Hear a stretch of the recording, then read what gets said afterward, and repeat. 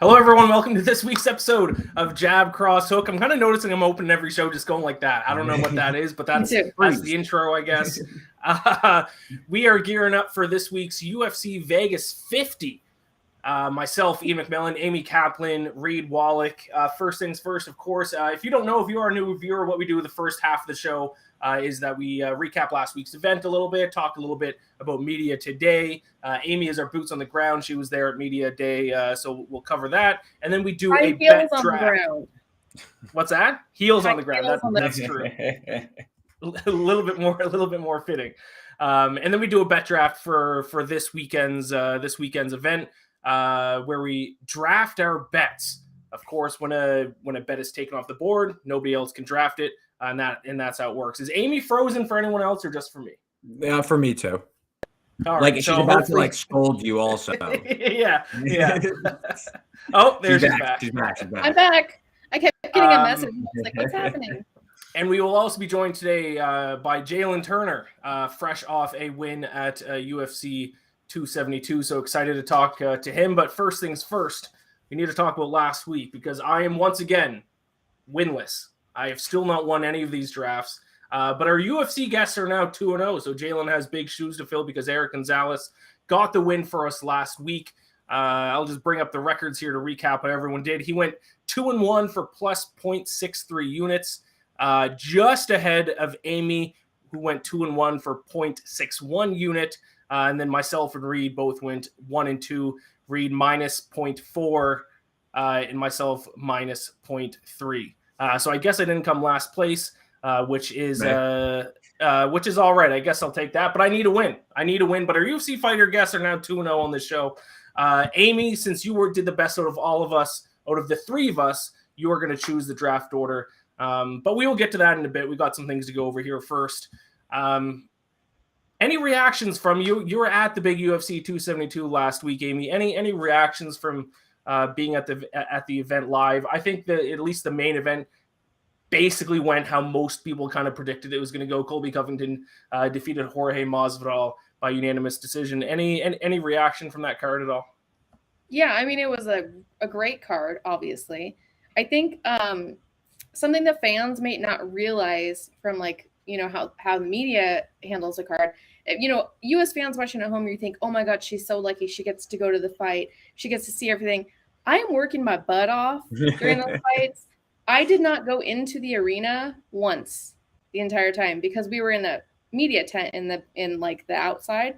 It was also in the middle of a windstorm, and we're underneath where the airplanes take off. So it's loud, cold, windy. And we have TVs, so we're watching and we're interviewing the fighters as they come back. But yeah, it's definitely a different experience because if I wanted to go out and let's say watch the Colby Covington fight, I would have to go through security again, go in through the arena. And when I say go out, I mean go out and around the other side of the arena. I'm not just saying go out the door. So it doesn't really make a lot of sense to be in the arena. Now, it doesn't mean that there isn't still kind of a cool feel of when, the fighters come into the back, they're with their teams. Some celebrities end up back there. Steve-O was back there. So it's still a really cool experience, but it's definitely not as glamorous as it sounds and not as exciting as it sounds. I really prefer to go to the Apex and do fights because I can just walk from the media room to the arena and go back and forth real quick. So yeah, I kind of like the smaller cards.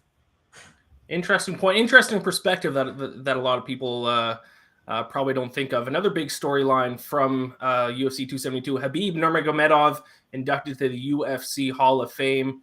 I would have expected this to kind of happen sooner, but Dana and probably UFC is probably just kind of holding out, hoping that he's going to come back to fight. So I guess this might spell that he's officially 100%, 101% not going to come back and fight in the UFC, but well-deserving, arguably the GOAT of the lightweight division. Any thoughts about Habib?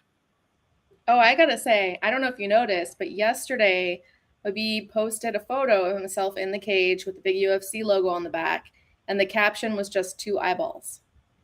So I would not count out that return just yet. Up until that Instagram, I thought for sure he's done. He's got his own promotion. He's doing his own thing. He's coaching.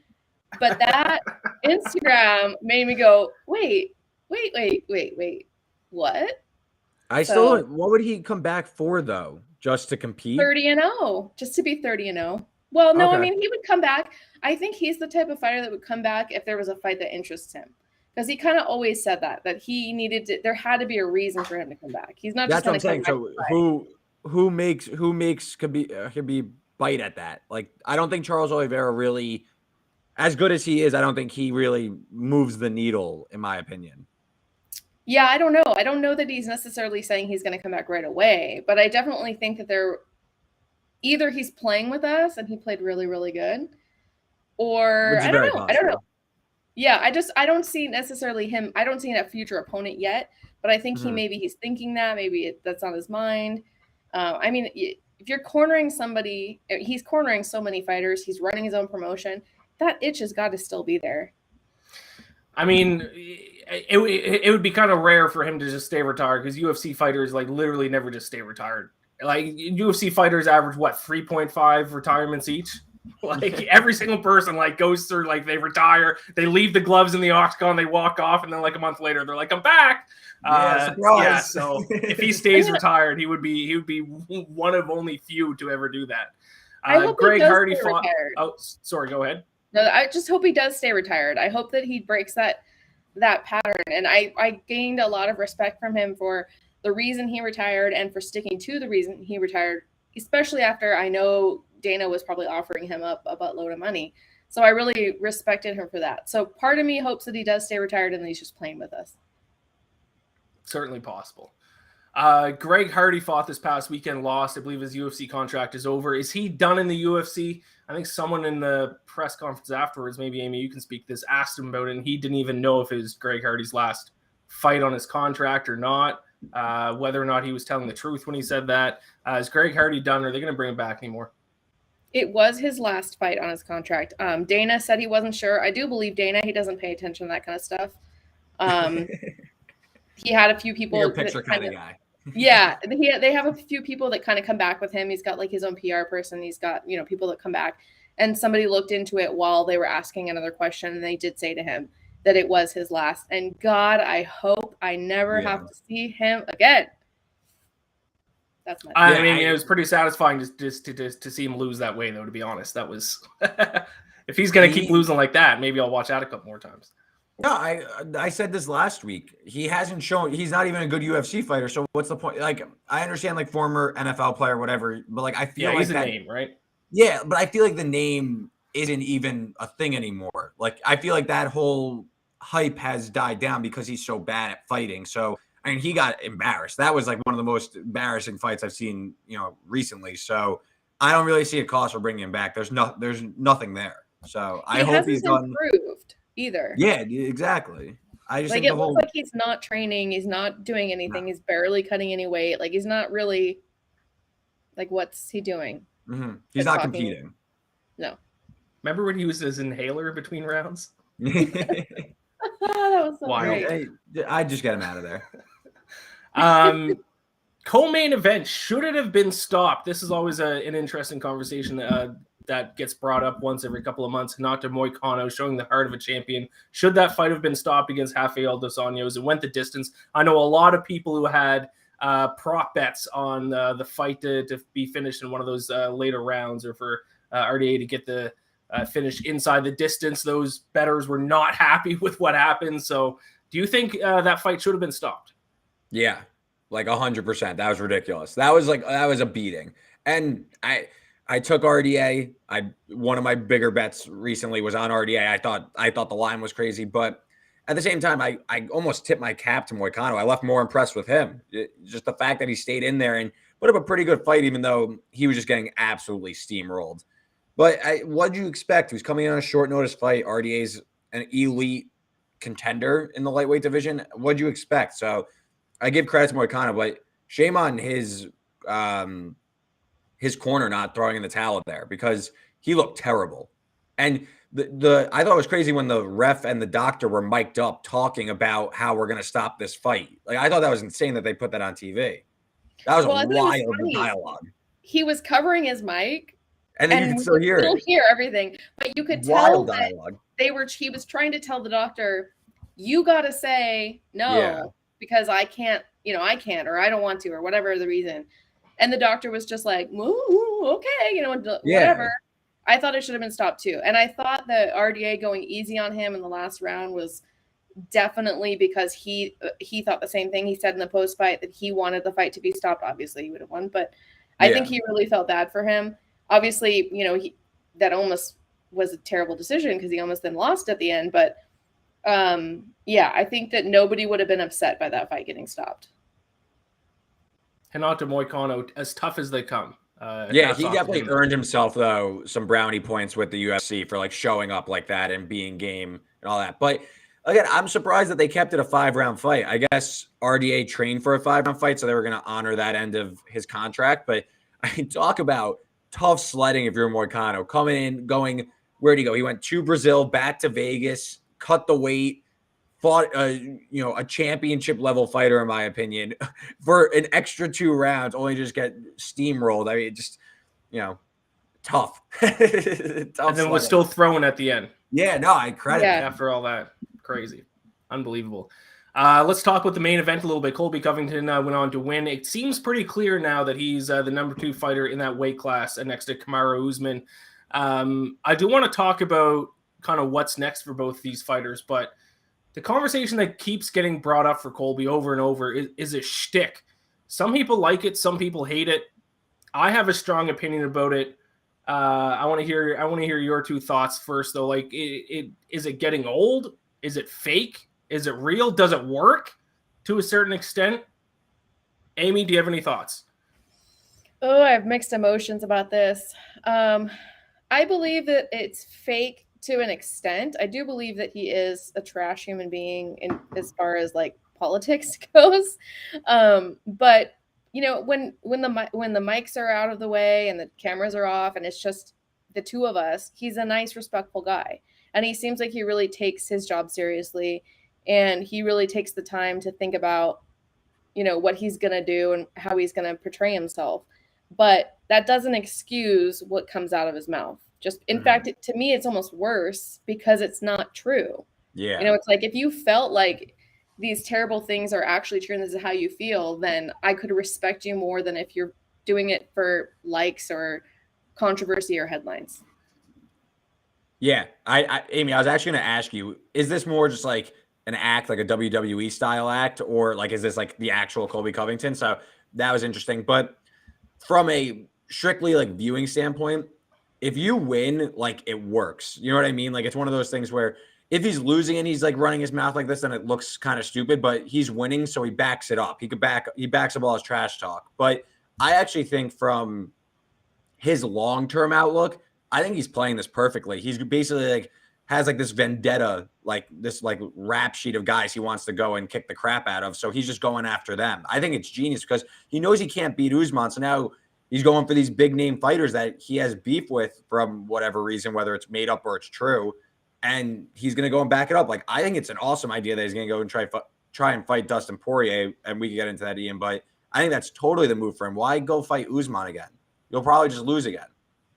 Like he's almost like forgetting like championships. He's now going, I'm going to try and make big fights on my own because I'm my own brand. I think it's honestly genius marketing.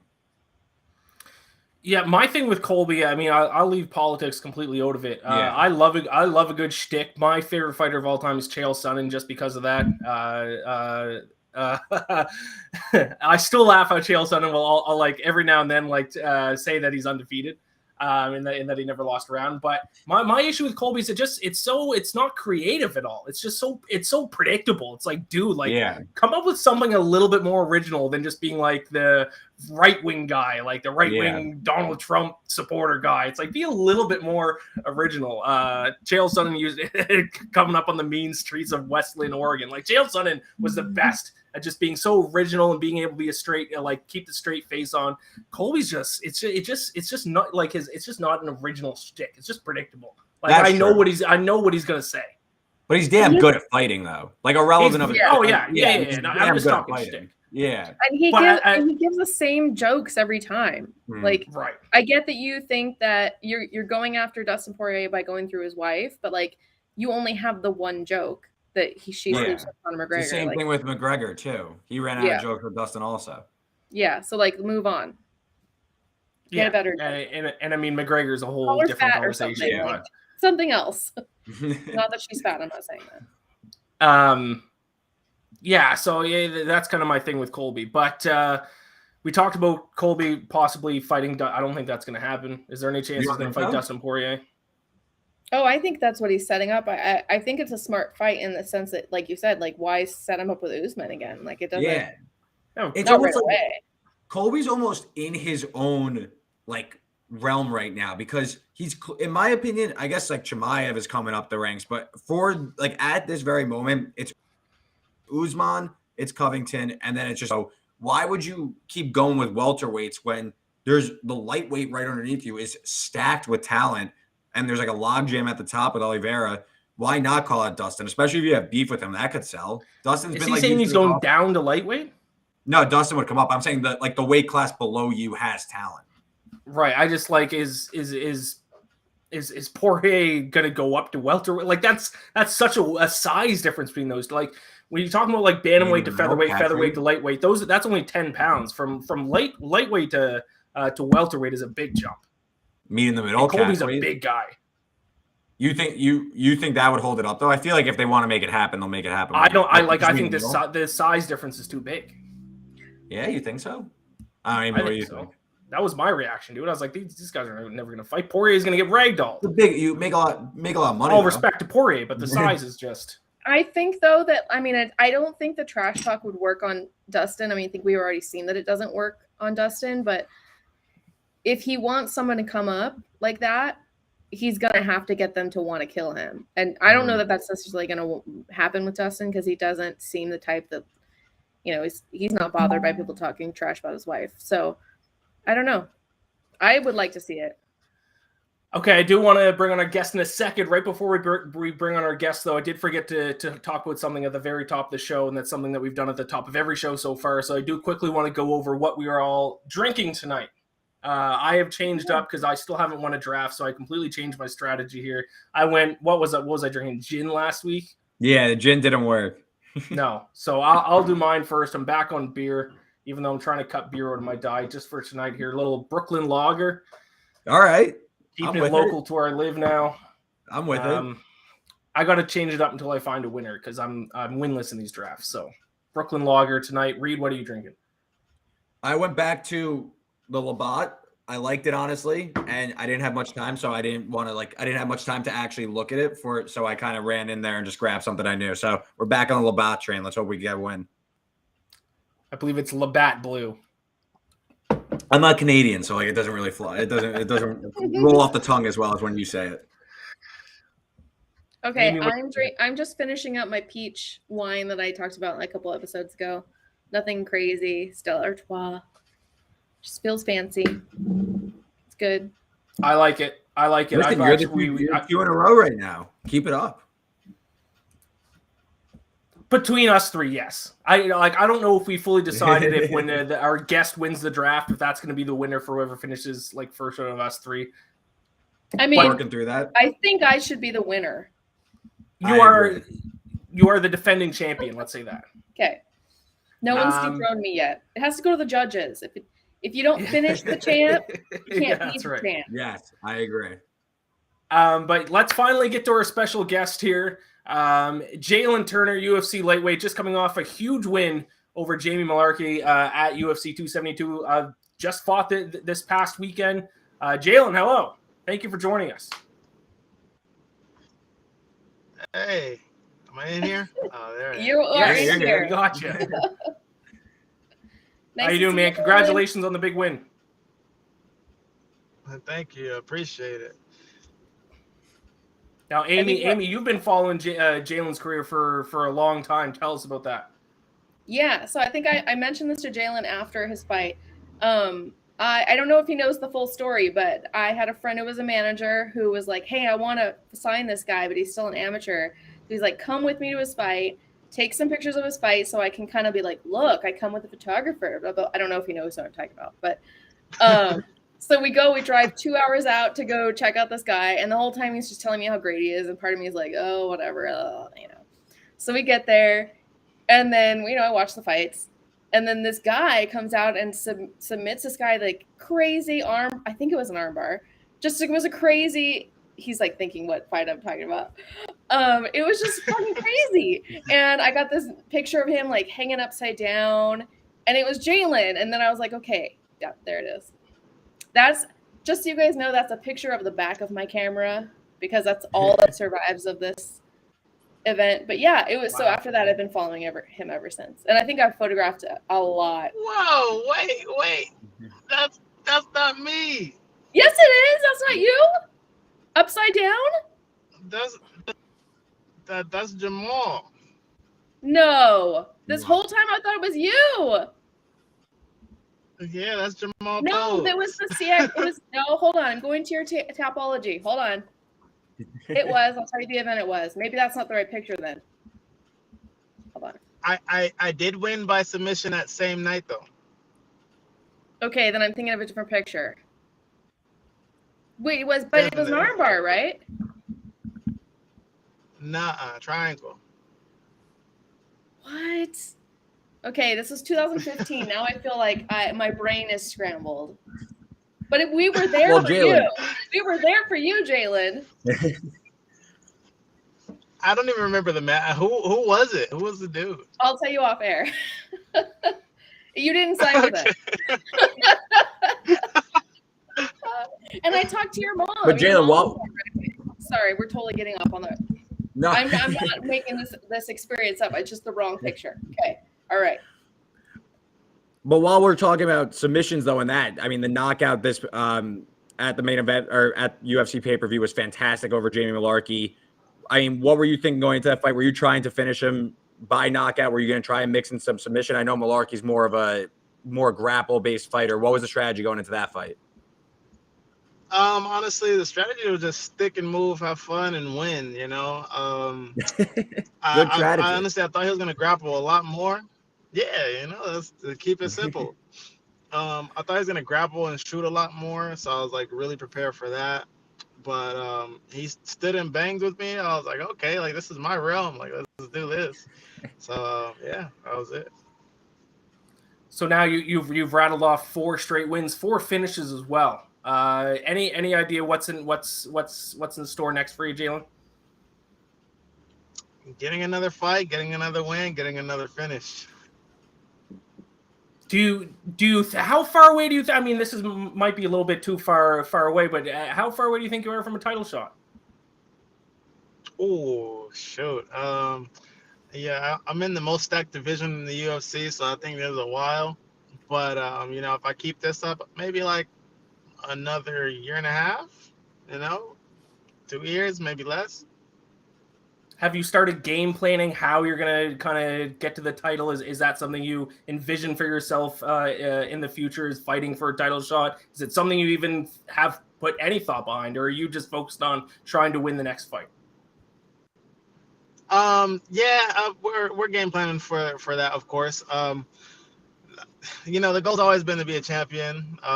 You know, I reiterate that like after every fight, like that's definitely my end game. And yeah, dude, like I think about it all the time. I train for it, I prepare for it, but also I don't shy away from my opponents. I don't overlook anybody when I have to prepare for them.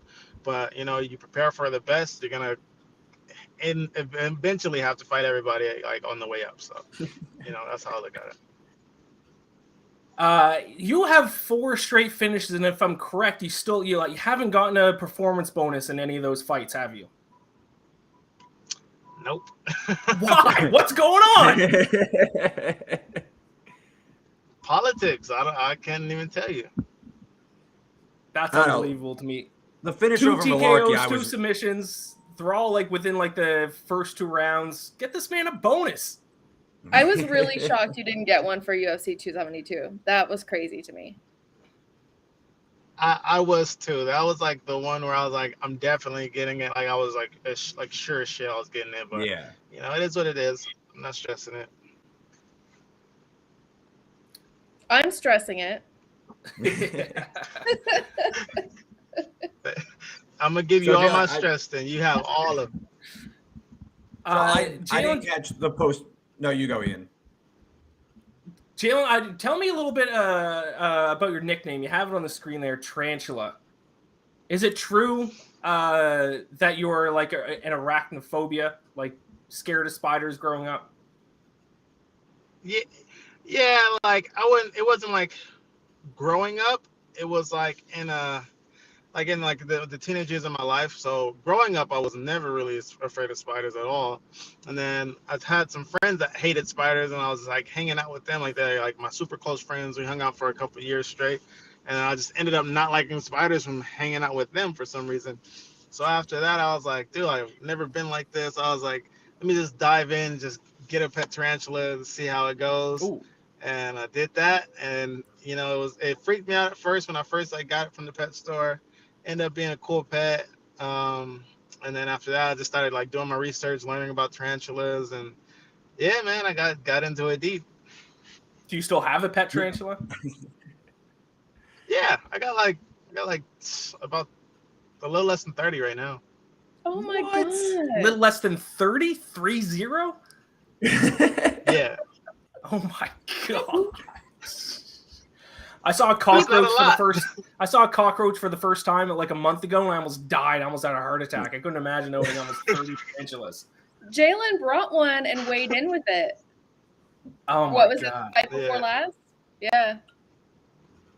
Yeah, when I fought Brock Weaver. Crazy. So we are going to get to the draft here. I believe you are joining us, Jalin, for this bet draft.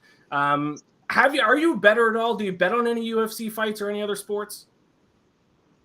Nope, I don't bet at all. All right. So neither did Eric Gonzalez last week, and he beat all of us. So you were the third UFC fighter to join us for this. The other two guys both won the bet draft, so no pressure. But the UFC fighters are undefeated on this show. Jeff Molina and then Eric Gonzalez last week. I've got a fun fact. Eric Gonzalez, you were his first round draft pick last week. That's true. Yes. So you helped him win the draft last week. Yeah. That's right. So how it works is we're talking this week's UFC card. We're going to go in order. We are going to let you pick first. You pick any fighter that you think is going to win on the card. When a fighter is selected, nobody else can choose that fighter to win this weekend. So pretty straightforward. If you have a few fighters that you know that you think can win this weekend, don't worry about the odds. We'll toss in the odds afterwards, or we'll just talk about the odds when you make the pick. But we're going to go in order from you, second, third, fourth, and then because it's a snake draft, then we go fourth back down to one. Just 3 rounds. Won't take too long here. But yeah, so once a fighter is selected, nobody else can draft them. It can be any fighter on this weekend's card. If they win, then you get the win. And depending on what their odds are, you get a certain amount of units. And then whoever finishes the fight card up the most units wins the draft. I have not won a draft yet. I consider myself a betting expert. Sports betting is supposed to be what my job is, and I haven't won a draft yet. So I'm in desperate need of a win. Who's the because it's starting to get embarrassing. Champion who doesn't know anything about betting? Yes, yeah, and then Amy, who's like our UFC insider, who doesn't come from a betting background, is the defending champion. So myself and Reed got to pick it up this week. So Any questions before we get started? It seemed pretty straightforward. Yeah, seems pretty good. Let's do this. All right, awesome. So nervous. Amy, you do have to choose the draft order. Jalen's going to go first. Who's going second, third, and fourth? I will go second because I went last time. I did not like that order. Yeah, you were not a fan of the double back-to-back. You're not a fan. Yeah.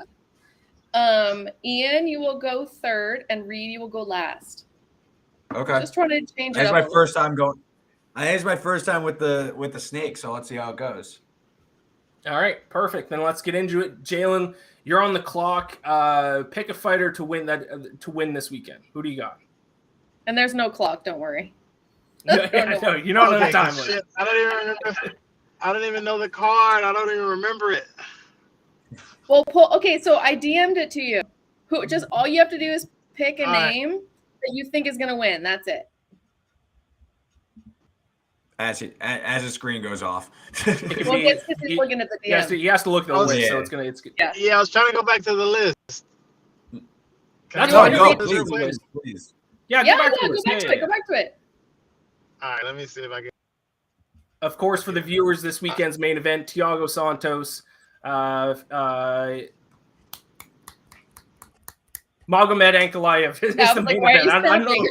I don't know why I blanked on who he's fighting in the main event. UFC Vegas 50. Yeah, I Yeah, mean, it's and like Ankalaev. it's a card that's not like full of big names, you know. So it's not one of those cards you're just gonna know without looking for sure. Yeah, these Apex cards are a little bit tricky. Not I think many. It's a great card though. It's a very good card for an Apex card. Yeah, and obviously Ankalaev, they're trying to kind of push as this next light heavyweight on quite a win streak against Thiago Santos, who's trying to stay in the mix at a, obviously a big underdog, 4-1 price here you get on Santos, but kind of on his way out. We'll see if he can maybe stop the rising contender. Amy, what was your kind of vibe out of media day? Santos, obviously a veteran. Did it seem like he was kind of locked in? Did it seem like this might be just another, might be in for another loss here? Yeah, I mean, I think that all of the fighters had a very similar mood. And it's a weird thing to say, but they all kind of felt like post-fight interviews, but like not quite like low energy, like they were tired. And I know it's like, obviously they're getting ready to take out weight, but usually it's not like that. Like they all were very like, nobody was crazy. Nobody was like really boisterous or anything. And a few of them looked like they were having trouble getting up and down from the table. Like it just was weird. It was a very weird. Slow, low level energy media day. Interesting. Jalin, you're back. Do you have a pick?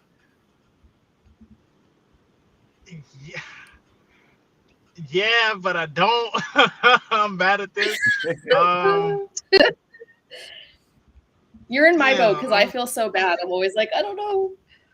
Don't worry, you're not actually gambling your actual money. So yeah, do you want to go second? No, I gotta go first. Damn.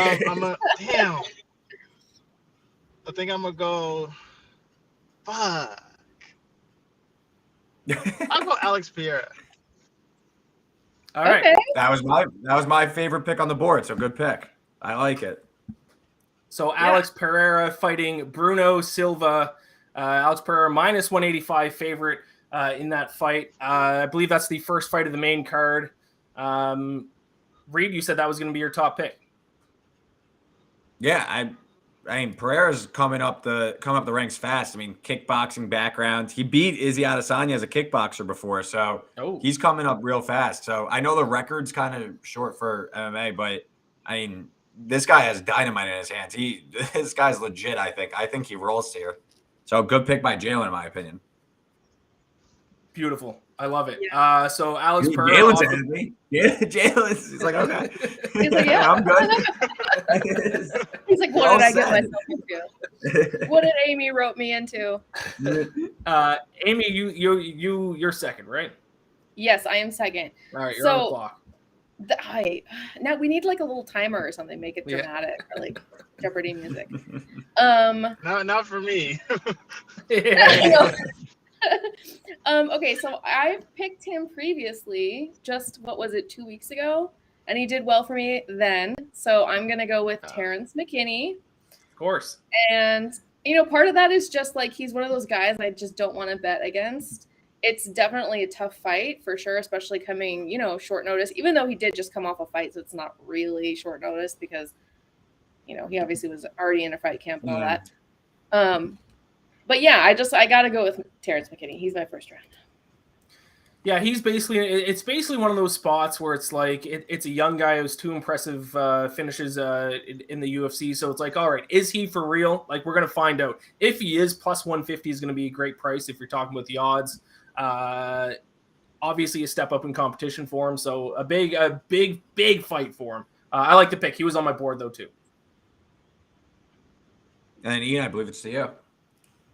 Yes. So I'm going to go my first pick. I'm going to go Carl Robertson to minus 130 taking on Khalil Roundtree. So all 4 of Roberson's losses in the UFC have all come by submission. Khalil Roundtree is not going to submit him. Khalil Roundtree literally has 0 takedowns in his UFC career. So this fight is not going to be going to the ground. It's going to be standing. 2 kickboxers going at it. Roberson's literally a kickboxer. He has a kickboxing background, competed as a kickboxer. And if you look at the striking numbers, Roberson, I think, has the advantage standing up. 51% strike accuracy, 57% strike defense rate, and Roundtree only a 38% strike accuracy and 49% strike defense rate. So it's going to be standing. I think we're getting a little bit of value on Roberson because of some recent losses, but like I said, they've all come from submission. This one's going to be standing. Carl Roberson, a little bit of a slight favorite there, minus 130. That's my first overall pick. I'm very happy with that. That was the top of my board. I love that pick. Carl Roberson. Any thoughts on that pick? I think it's a nice one. All right. No comments. Amy, I had a question. Yes. I saw somewhere that Roundtree might be retiring after this fight. Did he say anything about that media day, or am I too deep in like the Twitter Twitter searches, like kind of looking for news on these guys? You may have seen an old tweet because he did retire at one point, but I don't know. If we were talking about that before. That he everyone retires because Roundtree I don't even think is that old. Khalil is like another one I followed for a long time. He's an interesting guy because he really think like his brain is probably like sometimes I think his brain gets in his way. If I know that sounds crazy, but like I think he overthinks everything. He's very introspective, and I think that when he's in a fight, and I'm just speaking from like what I observe, I could be totally wrong, but I feel like he needs to turn his brain off when he's fighting. Like I think that gets in the way, you know. And I think that's why he retired. He like overthought his career too much, and then he overthought it and came back. And like even at media day, he like, you know, somebody would ask him a simple question like, you know, what do you think of your opponent? And he just sat there for a long time and then answered. It was just very like he's just brilliant, and that's great. Like he's a philosopher and like that sort of personality. And sometimes that can be a hindrance as an athlete, to be completely honest. I like this. Maybe that's why I didn't become a professional athlete, because I'm just too smart. I think too much. No, obviously not. I'm just joking. Reed, we were finishing up with you. First time in the draft that you are picking last in order, so that means you get the next 2 picks. Last pick of the first round, first pick of the second round. Who do you got? Yeah, not thrilled about getting back-to-back picks tonight, especially because a few of the ones I liked came off the board. But one that I had atop my board was J.J. Aldridge, small underdog against Jillian Robertson. And I think Aldridge has the advantage striking with Robertson. Can she defend herself and avoid the submissions? For me, Robertson, is she going to get a sub or not? I think Aldridge has the advantage enough on the feet to win this one and avoid tricky enough situations. I like Robertson as like an underdog price, but with Aldridge getting slightly plus money, Aldridge would be, I think, the side there. Again, to me, this is like almost like a coin flip, so I'll take the slight underdog price on Aldridge. I think she could grind out a decision. And then my other pick. Well, I got to comment about that one really quick, because that's actually my favorite bet on the board. I'm going against my fellow Canadian Jillian Robertson, but I did. Okay, so you like Aldridge? I wanted to take Jillian Robertson once I was studying the matchup. I loved Aldrich, and I just didn't think anyone else was going to draft her, so I was going to wait till the last round. So I'm upset that you sniped that pick on me. But yeah, I like it. Good pick. Go ahead with your second one. Yeah, no, I think I don't see big difference between the two fighters, so just taking the underdog there. And again, I think if this fight's going to go to the cards, Aldridge has she has a knack for grinding out decisions. I think that she could win this one on the cards. And then my other one, I don't love the board this week. You know what? I'm going to go against Amy, actually. I'm going to go with Drew Dober. Yeah, so that's what I was gonna pick. I'm gonna go with Drew Dober. I'm gonna go with Drew Dober. I know he's the chalky pick, but to me, McKinney coming in short notice, if he can't win this fight in the first round, I think this is gonna the tides are gonna turn in Dober's favor. And maybe Jalin has a comment because this is his weight class, but I don't know. I think Dober is going to be able to handle anything McKinney throws, especially if you just weather that first round storm. And again, short camp, Dober, he's fought better competition, I think, and he's struggled, but I think that this is kind of a step down for him, and he's going to be able to handle it. And he's I think a little more seasoned and can handle this one. So I'll go Dober. I don't love the board this week. I do right before we move on here. Let's quickly recap round one. I should have done this earlier. I apologize. Bring up the round one graphic here if we have it. Round one picks. Jalin took Alex Pereira minus 185. Amy Terence McKinney plus 150. I took Carl Robertson minus 130. Reed took JJ Aldrich plus 110. So that was round one, and then Reed, you just got round two started off there. Drew Dober going against Amy. A little head-to-head matchup there.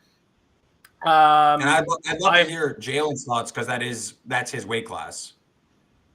I wish I got his thoughts before I made the pick, but you pretty much hit the nail on the head with everything that you said. The way I personally see it is, I feel like Drew can finish the first round. I feel like that's like his best shot is to land a big punch and hurt McKinney early on. I feel like McKinney's gonna have to do a lot of grappling to beat Drew. If it's a striking match, I think Drew's gonna have the upper hand. Just experience, octagon, comfortability, just durability in total. But most of his losses have come mainly from grappling, from grapplers, heavy grapplers, or people that outgrappled him in his fights. Of the two, who would you rather fight? ooh. Oh shit. I think I'd have more fun fighting Drew. Okay, Interesting. I can see that. Just don't mess up his beautiful face. What about my beautiful face? He's not going to mess up yours. He won't be able to reach it. Okay. Ian, back to Ian. It's back to me. This is a tough card. It is a tough card. You taking JJ Aldrich really threw a wrench into my plans here. I am going to take.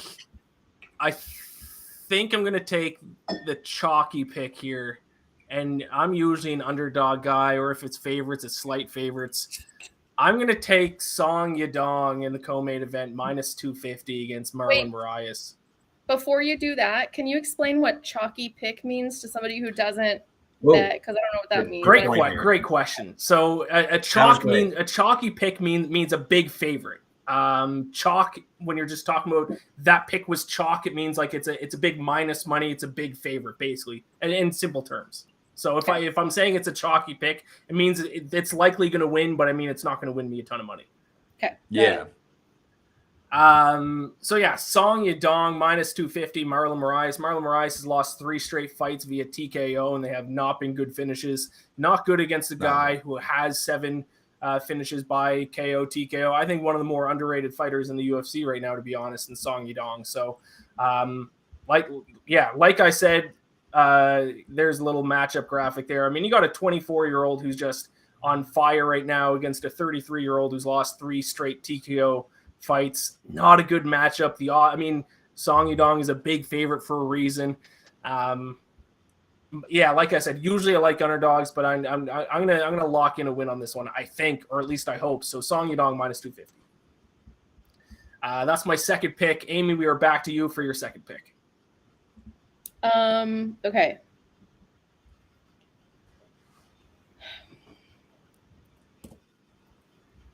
After explaining your pick to me, I'm second guessing my pick because I'm going Marlon Moraes. Well, Amy, I haven't won a draft yet, so if I'm on one side, it should make me feel more comfortable that you're on the opposite. I was gonna pick him anyways because even though he had the TKO loss in his last fight, I mean, really, he probably should have gotten the win in the first round. He did knock out Merab, and that's not an easy feat. And I think that if the referee had been doing his job properly, he would have had that win. And he put everything. He talks a little bit about that. He put everything in that first round because he assumed that he won it, you know, and he thought, no way is he going to come out and be able to handle another round. And I always go with the underdogs. Like, I love the little underdogs. So picking Marlon. All right, I like it. So that's your second pick. Jalin, we are finally back to you. We need both your second round pick, and because it's snake draft, we need your third round pick as well. So no pressure, but we need 2 picks from you. Can somebody like post the list so I can just see it and I don't have to exit out or something? Let's see. I don't know. Can we? Let's see if the graphics team. Oh yeah, they probably don't have anything ready. We probably don't have a graphic. Can I? Let's see. Sorry, I'm making it difficult. No, that's okay. No, not at all. Okay, so we've got. I don't even know how to say half of these people's names. If I put my phone up to the camera, you can be able to see it here. Can you see this? No, that's not gonna work. No, you got the light in the way. You got the light recording. Okay, so how about this? Do you? Oh no, because we already have half of the. Do you want an underdog or do you want a favorite?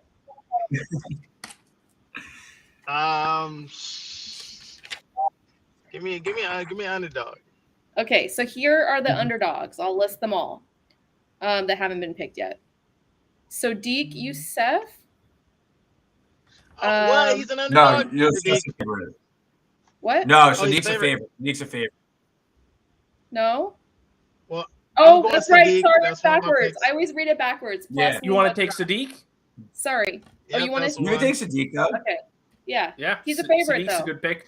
So Sodiq Youssef minus 245 against Alex. I always mispronounce his last name. Caceres, isn't it? Yeah, soft C. Caceres. I like that pick. Big favorite, should win. It'll get you a win on the board, likely.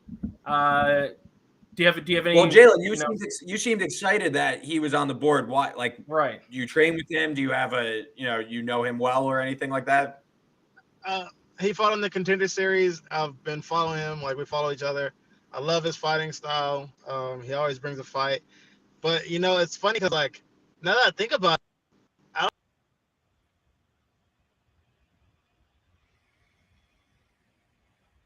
Uh-oh, we lost the audio. I think we lost your audio, Jalin. Did you get muted? No. Can't hear you. No.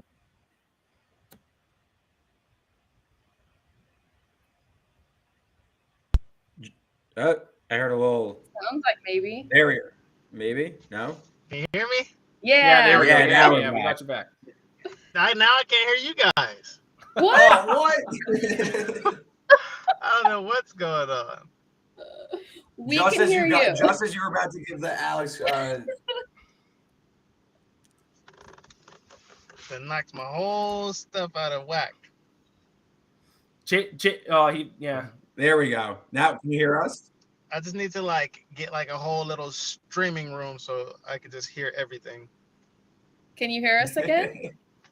No. No, nothing. I can't hear you guys. All right, can you hear us now? No, now we can hear you. We can hear you. There. Yeah, Let's see if he comes back. comes Maybe back that'll in. fix things. Yeah. While he does funny. that, do you guys have any thoughts But anyway, let's on this recap the fight? second round then. While we're Sure. waiting, Let's do that. recap Let's do that. Yeah. Let's recap the second round if we have the second round graphic ready. Wait, let's see. Maybe we Can don't hear have the. Oh, here. Okay, we're recapping the second round here. So, 3 favorites, 1 underdog. Reed, you started it off with Drew Dober minus 180. I went Song Yadong minus 250. Amy took Marlon Moraes plus 200, going against my Song Yadong pick. And then Jalin capped off round 2 with Sodiq Youssef minus 245. Oh, we lost Jalin. Yeah, pretty chalky round. I wanted Pretty to go chalky back round except for Amy. As we wait to get Jalin back, I want to talk about the Song Yadong fight because I think that is maybe the more intriguing fight than the main event. I was kind of I wanted to take Moraes, but the knockout issues gave me pause because I typically don't think that highly of Song Yadong. I don't think he's as good as people make him out to be. I'm just curious how does Moraes win this fight? By knockout? Because Yadong is pretty durable when it comes. I think his striking is overrated, but he is pretty durable. So that's what ultimately kept me off the pick. But Amy, you were there. Did you see anything different? I mean, in terms of what his personality or like. Yeah, maybe just a change in Marlon. Because I mean, Marlon was in a title fight, what, 2-3 years ago? Yeah, I mean, obviously I picked him, so I think that he's still got of course stuff left. Can Jalin hear us? Yes, I'm back. Yay! All Okay. right, Yeah, no, I don't know. I think that he's hit a patch. You know, fighters hit patches, and then they figure a way back out, and I feel like this is his way back out. Jalin, before we lost you there, I think you were just talking about Sadiq Youssef. Yeah, I was actually saying, we follow each other, and I like this contender series fight. He's always been an exciting striker. Alex Caceres does have chances. I like his ground game and his grappling for the fight, but I don't think it'll be enough to beat Youssef. So yeah, that's why I picked him. All right, Nice. Perfect. So we need one more pick from your last pick. Oh, here we go. Oh, yay! We have the list up. Hey. Can you see that? Yes, I see. Perfect. You're getting some behind the scenes looks here at the Let's Google get a Doc. round of applause for the graphics team. Yeah. List guy, thank you, list guy. This guy. Shout out Richard, thank you. That's amazing. I'm gonna take Khalil Roundtree. I'm gonna see what he can do. Okay, here we go. Dang it. Going against Ian. Going against me. Perfect. Ian, I feel like you end up next against the fighter every single time. I'm against someone. All of my picks, as someone always goes the opposite. It's a good strategy. I lose all the time anyway, so it's probably a smart strategy. Should be a fun fight though. Khalil was my pick. Now I gotta redo it. Jalin. So yeah, Khalil Roundtree coming in at +110 underdog. So pretty. I mean, the odds say it should be a pretty close fight. Robertson's the slight favorite, but pretty good underdog pick there if you're looking for an underdog. So that rounds out your draft, Jalin. We'll just finish up here and then we'll recap with you and then we'll send you on your way here in just a few minutes. But Amy, I think it's back to you. And Jalin just stole your pick, so I know. Jalin stole my pick. I was gonna go with Khalil. Okay, so I think I'm gonna do 3 underdogs this card. I think we're just gonna I'm gonna go put all my money in. I'm gonna go with Thiago Santos, the main event. I know that on paper it seems like he's just gonna get run through. But I feel like this card, there's some magic in this card, and I know I said that once before and it didn't happen, but I feel it again. And I feel like Thiago he's hopefully got that dad energy. He's got a baby on the way. It looks like due any day now. And I feel like anytime there's a baby on the way or like a baby just born, these fighters like have this like whoa, magic. So I'm hoping he'll pull that out. That was actually going to. No, I subscribed to just had a child like bump in like play I totally am a subscriber into new dad syndrome. I swear to God, that's a thing. Anytime you just have a kid, you are winning, you are going off. It is totally a thing. I'm totally a subscriber to that. I just don't know when that kicks in because the baby's still in the belly, but like it's due any day now. So I feel like that's still in the lab. The hypothesis is still like, we're still like data gathering, like when it works actually. But I do believe in the dad bump. Mm-hmm. As a father, it works. See, what is it? Can you explain the dad it? factor is real. I don't know. No, we just lost the secret sauce. No, you're back. No, he's gone again. No, every time. The secret dad energy. The secret dad energy. Oh, no. What's going on? There it is. We got Did you. you Can you lose hear us? us? Anything? Probably because it didn't respond to we that. got you. Adios. Can you hear us? And now you can't hear us again. What How is does up with that this even trade-off? happen? Can you hear us? No. No, All right, he's we're gonna gonna try work, to- work on getting him We're back. working I was through gonna it. say Thiago Santos was gonna be my last pick. My picks are getting Oh. stolen all around the place tonight. I think these Russian fighters are just getting overvalued. I think people are just seeing these Russian names and like setting them as massive favorites. Should Ankalaev be favored in this fight? Yes, -520. He's good. He's I not agree as with you, dominant man. as some other guys, though. Like, he's fighting like a very good, very experienced veteran Thiago Santos who took John Jones to a split decision. Like, plus 380 seems like an insane price to me. I agree. I think Can you hear us, again. Jalen? Can you hear us now? Yep, I'm here. Yeah, Okay. we're good. We want to hear what's the- about the dad. Yeah, what's the secret about being a dad? Does it just make you train harder, fight harder? What is it? Yeah, all of the above. Like when my son was born, I was in camp for my Bellator fight. I don't know if it was my first one or my second one, but I was working graveyard. I was running off like a couple hours of sleep and then watching him at night. And man, like I still was like just had like this extra go, like this extra energy, like it just an energy source just radiated from my soul. So I ended up finishing that fight in 36 seconds. I think that was like one of my fastest finishes. That's crazy. Hey, dad energy. It is a thing. I'm glad I could confirm my theory. That's been going on for We've so had long. that theory. Perfect. Yeah. We need to totally start getting a Amy, when you're at these media days, you need to start finding out if any fighters that are fighting on the card recently had a kid. Yes. We need you to get that information for our betting purposes, please. All right, where are we in the draft here? It's your Yeah, turn, it's back Ian. to you. It's back to me. All right. So my strategy has been thrown out the window because all my picks have been taken by other people. So what I'm going to do is I'm going to bet on someone who I was going to bet against. I'm just going to go with my fellow Canadian here. I'm going to go back to my original game plan. Jalin Robertson -130 against JJ Aldrich. I'm going to go against you now, Reed. The story of this fight, in my opinion, when I studied, is whether or not Jalin Robertson can get this fight to the ground. If she can get it to the ground, she can pull off a submission against JJ Aldrich and win this fight. My original opinion was that she's going to struggle getting her to the ground because JJ Aldrich has something like a 68% takedown defense or something like that. But she is a favorite for a reason, and she's Canadian, and I'm Canadian. So -130, my whole game plan's been thrown off by everyone taking my picks. Give me Jalin Robertson -130 and hope for the best in that prelim fight. Well, I'll see you out there. I'll see you Canada. side. Yeah. Okay. All right, Reed, last pick of the draft. I'll Bring cap us this home. off. You know, I don't love how the board broke for me, and it's funny because I am a big Miranda Maverick fan. I am a truther on her, but off of 2 losses, she can't be laying this price to Sabina Mazo. So I'm going to go with Mazo at a big price. She's plus 255 at WinBet right now. I just think she has a big reach advantage. She kind of needs the fight. Yeah, I don't have much here, so I might as well take a shot on the underdog. Maverick's off of 2 losses. I just think that this price is way too big for her. So I'll take a stab at a big underdog.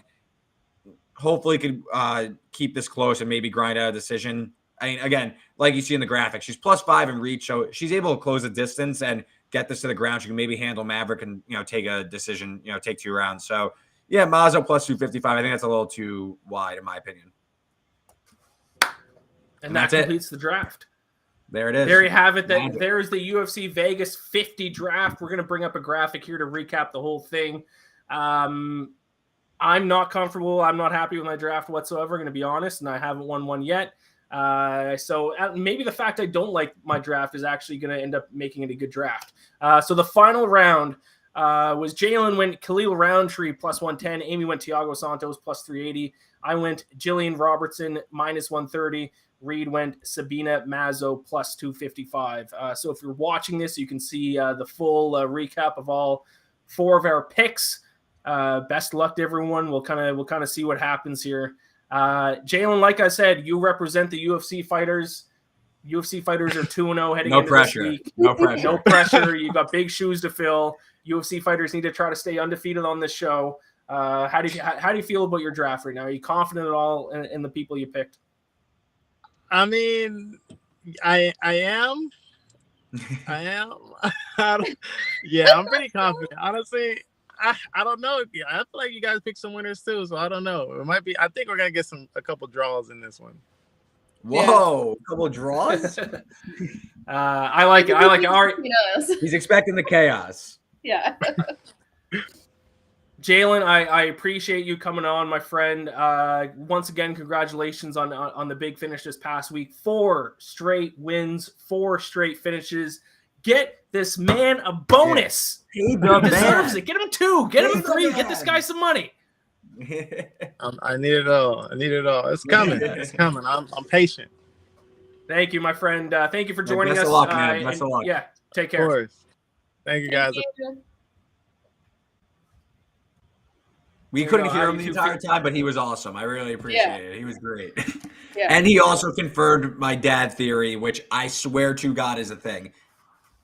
I swear, yeah, 100% a thing. So I'm glad we could get some confirmation there. Any final thoughts? How do you two feel about your drafts? Well, I would Amy? like to. Can I talk about my who is now? Oh yes. Of course. It kind of relates to our picks because Reed picked her. So I want to introduce people, and I'm sure most of you have already heard of her, but Sabina Mazo, Colombian queen. So like you said, she's an underdog. But she's on the, I don't even know what you would refer to. So it's a short notice fight, but her opponent is the one that's coming in on short notice. So she's already been training. That's why that's why I'm shocked Maverick is laying this price. I mean, Miranda Maverick, I think, has a big future, but she's lost 2 straight fights. I don't know. I just think that this is a weird line to me. I was gonna just stay off it completely, but that's how the board broke. So I'm now in on Sabina Mazo. So let's hear about her, please, Amy.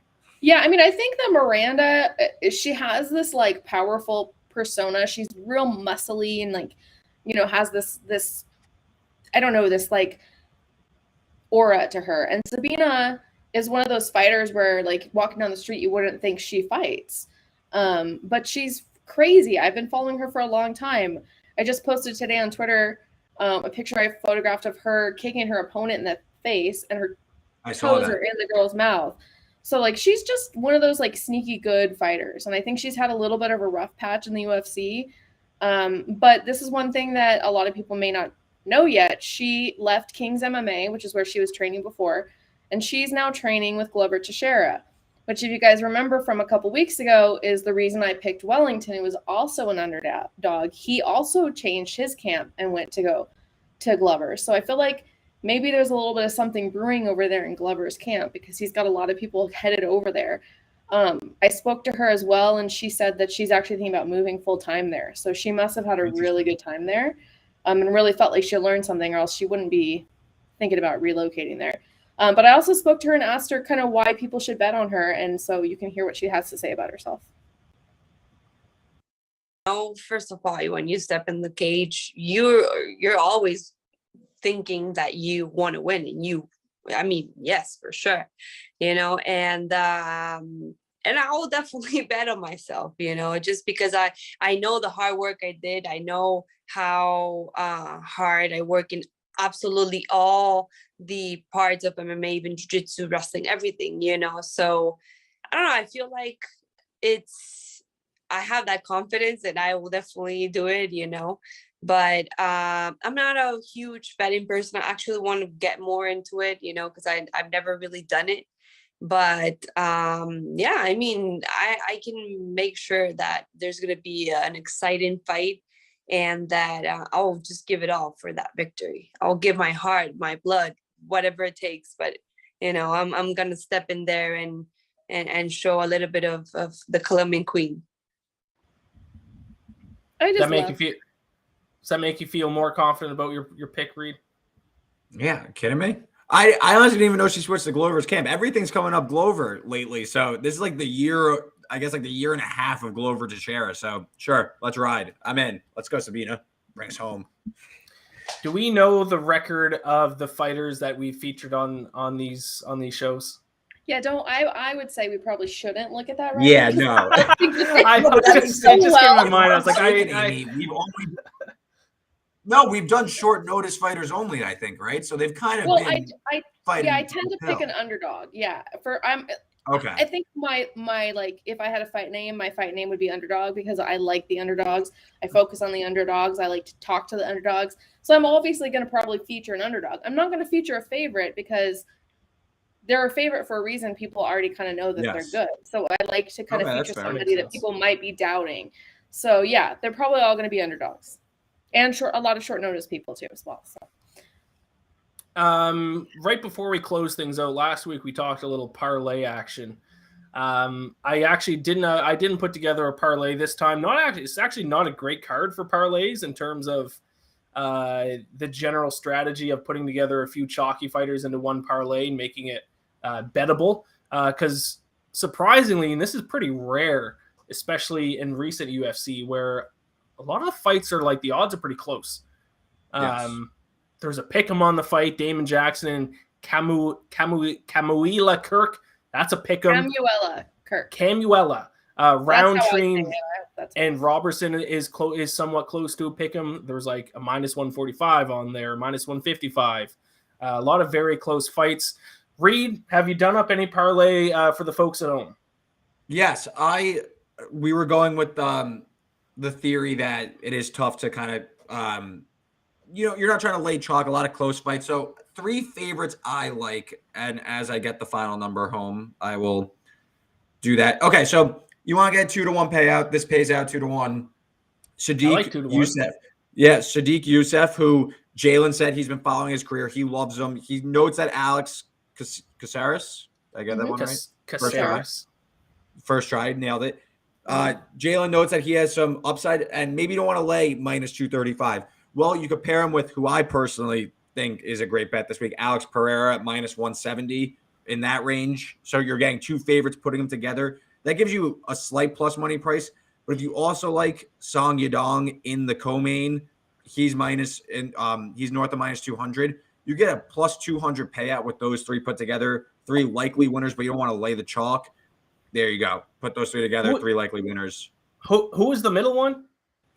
Yusuf Alex Pereira. Yadong.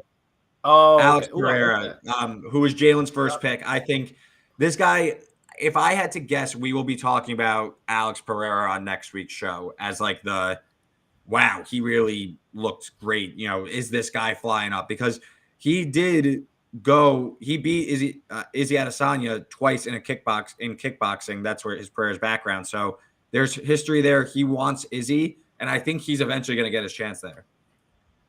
I like that parlay quite a bit. Nice little 2-to-1. Yeah, there you go. Easy. My parlay is a nice little lay for you, Ian. I'm anti-lay. I hate that term. Have you seen that pop up, or is that just me? Yeah, of course. People starting to call parlays lays. What are we? We're in a frat house right now. Parlay's short enough. Go to bet on the lays, bro. You got a lay for me, bro? Come on, dude. Call it a parlay. It's 2 syllables. It does not need to be shortened to lay. I hate it. Well, guys, Amy, there's our parlay though. No lays, strictly parlay right there. Love it. Amy, do you have a parlay by any chance?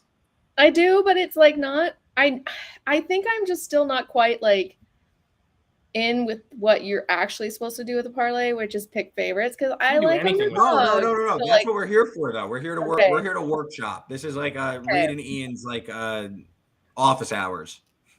And I'm also picking off some of the picks I put on in my round. So I'm just all over the place. I'm a woman. I'm allowed to be indecisive. Let's see. So what do you have for this week? I have Magomed and Ankalaev. Yeah. Okay. I have, which is obviously, come on. And then I have Camuela Kirk, which is funny because didn't you pick the other guy? Nope. Nobody picked that. We fight. stayed off That's that fight. Pick him though. Okay, that's right. We mentioned that. And then I picked Marlon Moraes. I just feel like the people that were favorites, I liked the other person. Like I didn't think that they had the correct odds. So like I just went with who I would feel comfortable with. Do you have a certain reason why you like Camuela Kirk? I just know him. I've followed his career. So I just feel comfortable with him, with that name. So I feel like, I got to put a little bit of money. You didn't draft him? No, I didn't, because it wasn't a big spread. Okay, gotcha. Okay. Like they was too even. So I was like, well, I don't want to like waste. I like betting on the underdogs in the draft because then if I win, then it bumps me up. Even if I just get like one right, Fact. Okay, so if I were to give some constructive criticism, and by the way, there is no right way to do a parlay, but I don't think you need to throw Marias in this parlay. I think it's almost you're boosting Kirk from a pick'em to a slight underdog now. You're now making him, what, if I had to guess, like plus 130, plus 125? Because Magomed Ankalaev, he's such a big favorite that you're almost kind of boosting Kirk's odds. You don't need to throw Marias in there. See, I have no idea what any of that means. So what you're saying, Reed, is you're just basically, by tossing in Magomed, who's an almost lock because of his odds, you're just making betting on Kirk a little bit more valuable. Exactly. You're getting a better payout. I should have picked another favorite. Or you could just stick to the two. Favorite. Yeah, I just think the theme you're going for, especially if you like Kirk, because he's a near pick'em. Mm-hmm. I don't think you want to put a big underdog in there like Marias because, again, he's less likely to win. Of course, you get a bigger payout, but when you're doing a 3-leg parlay, you may want to make something more likely and count on less variable. So Kirk, you can make your biggest variable at minus 110, Ankalaev at minus 600. Right there, you're getting close to plus 130. If you want to throw in another big favorite like Yosef, then all of a sudden you're talking, okay, now I have a plus 150 parlay. So I think Marias, you're almost like jumping too far, if you could follow what I'm saying. Yeah, that makes sense. Yeah, that makes sense. I'll counterpoint, Reed, by saying it's a parlay. There shouldn't be any rules because parlays are parlays. Just take 5 underdogs if you want. Take a 5-1, a favorite. I'm trying to help Amy understand, though, the thought of how I was looking at the parlay, how my brain was kind of operating. If I was going parlay, I'd either go 3 favorites or 3 underdogs. I'd kind of stick with the theme. I hear you. I've actually been putting a little bit of money where my mouth is on some of these things. And I've been like win some, You've been lose good, some. 2-time champ.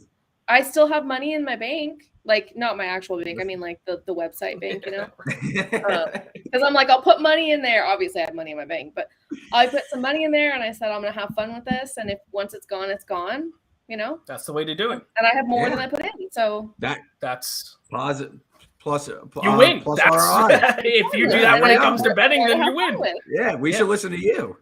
And I have to say too, we didn't talk about this fight, but this week, on Friday, Kevin Lee and Diego Sanchez are fighting for Eagle FC, which is Habib's promotion.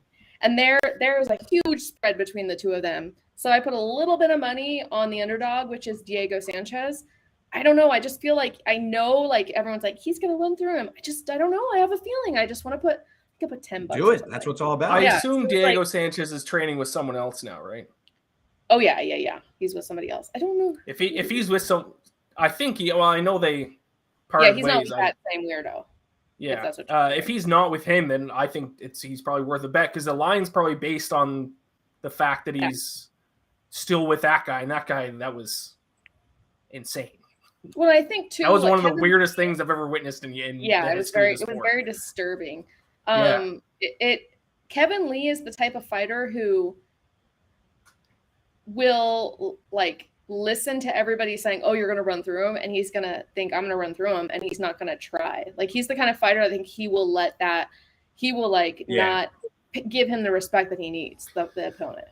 Kevin Lee could definitely fight. Kevin Lee I like Kevin Lee. I think he's really talented, but he could also be like incredibly overrated in betting markets because he's so talented, but like he sometimes doesn't live up to being such a big favorite, if that makes sense. He is his own worst enemy. Yes. I just looked up the odds just for anyone who's watching or listening is curious. The consensus odds is right around Kevin Lee minus 800 favorite, which means crazy. You would have to bet $800 on Kevin Lee to profit $100. Diego Sanchez going back is the plus 475 underdog. Another, I don't know what the odds are, but another fighter I think if you guys want to put your money on is Impa Kasanganay. He was in the UFC, got released, got picked up. I think he's another, I don't know if he's a favorite or underdog, but I would put slight underdog. Plus 125 against Raymond Magomedov. Well, that's why he's the underdog. Yeah.